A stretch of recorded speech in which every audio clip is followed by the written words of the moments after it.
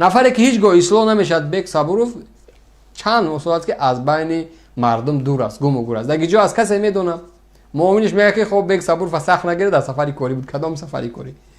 کاری از دست میبیو در همون داخل تاجیکستان کاری از دست نمیبیو. کجا میره سفری کاری؟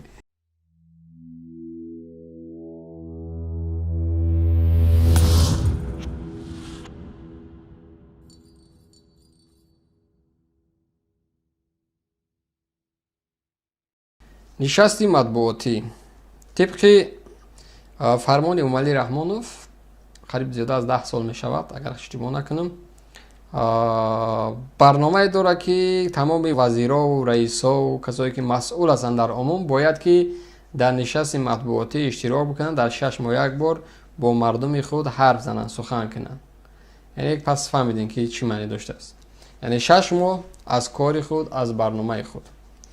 خب سالهای قبلی وزیرا و رئیسایی که ما داشتیم به اشتباههای عادی‌ترین اشتباه‌ها دست می‌زدن، از جمله خب وزیر معارف، وزیر رئیس علاقه و دیگر وزیرا حکومت امنیت، وزارت کارهای داخلی، یا نفرایی بودن که خب زیاد از یعنی که زیاد در حرف زدن عادتاً، در رفت خواندن، در تلفظ زبان زیاد اشتباهایی داشتن. شاید وای که در سطح زبان دانیشون اشتباهایی داشتن. از جمله خودی خب از رحمانوف اگر ما شروع بکنیم که ما رحمانوف در یک پله ترازوی دیگر میگذاریم یا را در پله ترازوی دیگر، خیلی اشتباهات دارن، خیلی کمبودی ها دارن، پر از کشمکش و از واقعا.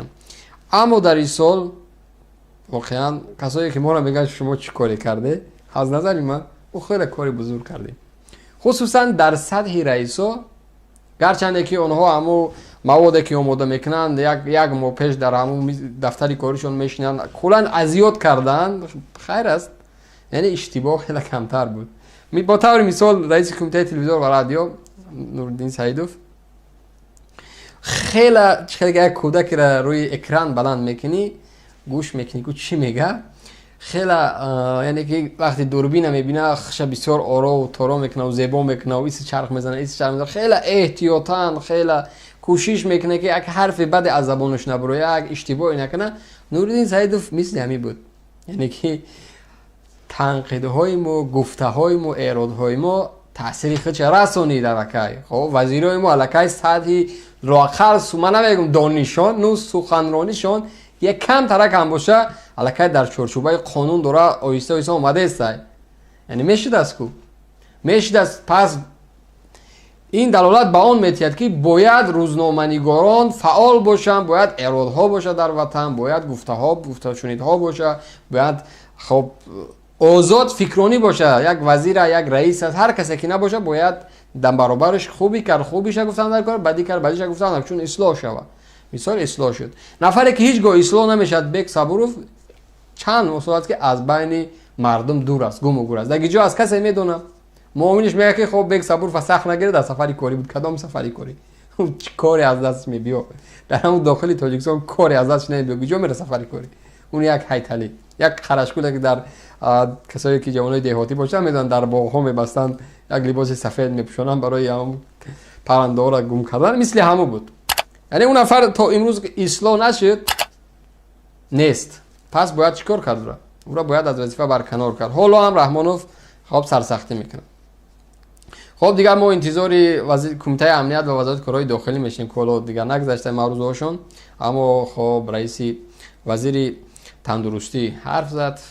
خب بعضی حرفایی گفت که خیلی الکی هم بود، خیلی هوایی هم بود. ما در این مسئله حرف میزنیم و عجیب باز هم برمیگردیم بالای شهرداری دوشنبه، چون شخصیت دیوم کسی که برای من میگن که لااقل شهرداری دوشنبه را نرسین، لااقل رو حرف نزنین، لااقل خب دیگران را گفتین او را سخت نگیرین. نه، چون مصیبت است. اصلا بالای یک کشور الکی ماتم اومده است، مرگ اومده است. با انتخاب شدن نفر دوم شهردار دوشنبه برای من یک مثال، یک نوار، یک ثبت ویدیویی را از دل خو جلسه، از دل خو نشست، از دل خو ملاقات، از دل خو سفرها بیارین که همو جوان در رو پروی دوربین بدون برگه بدون کدام کنسپکت آشکارا از رفتی کاروش، چی در ساحه ورزش که پرزیدنت فوتبال، چی در ساحه خواب تموجنی گمرک، چی در ساحه کروپسیا، چی در رشته شهرداری دوشنبه، چی در پارلمان کشور دارد شخصیت دوم است. بیارین یک حرف شه. چرا تا امروز اون نفر از قرار رحمانوف سرکشی میکنه؟ یعنی رحمانوف قرار قبول کرده که باید شما حرف زنید، چرا نیست؟ یعنی 1 سال در سفر کره است، یا 6 ماه در سفر کره است، 2-6 ماه در سفر کره است، 3-6 ماه در سفر کره است، 4-6 ماه، چند سال شد اون نفر همچون راهبر نهادها تا امروز دارد کار میکنه. برای چی نیست؟ گنگ است؟ نه گنگ نیست. ما دیدیم که در جای از چرت بود حرف میزد است، گنگ نبود است. مشکلی در کجا است؟ مشکلی باز هم همون نفر متخصص نیست، کادر نیست، دانش درست نداره، حرف زدن نمیتونه. یعنی پس مشکلی در اینجا بوده است.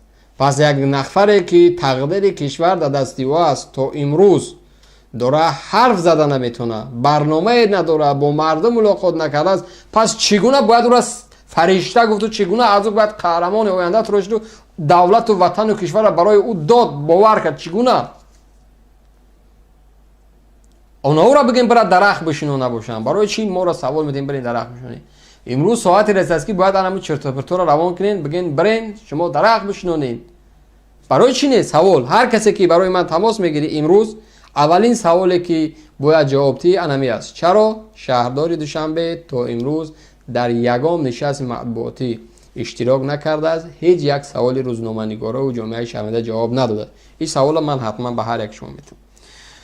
خب نقطه دوم میریم با سمت وزیر تندرستی. نفر خیلی بعضی گپای هوایی هم گفت که ما باید از مردم سوال کنیم در هفته زنگ‌های تلفنی. مرحمت بگذارین.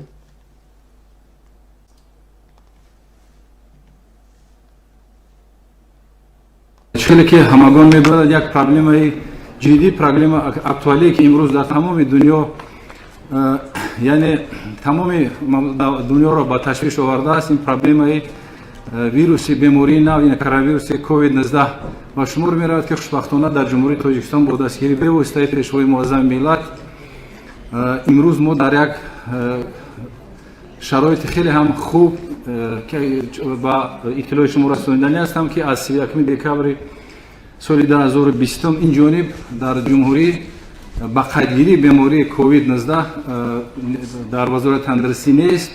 امروز با خودگیری بیماری نیست. خوشبختانه این با دستگیری به واسطه پیشوای معظم ملت که در دوره اوج بیماری کووید 19 تمام شرایط ها، تمام یعنی تجهیزات ها و مواد های دارویی که برای کارمندان ساحه تندرستی لازم بود فراهم آورده شد و امروز با نتیجه های خود یعنی این رو ما نتیجه های خوب به دست آوردیم. از همین خاطر ما از نام خود و از نام اهل کارمندان ساحه تندرستی با پیشوای معظم ملت پرزیدنت جمهوری تاجیکستان جناب عالی محترم امام علی رحمت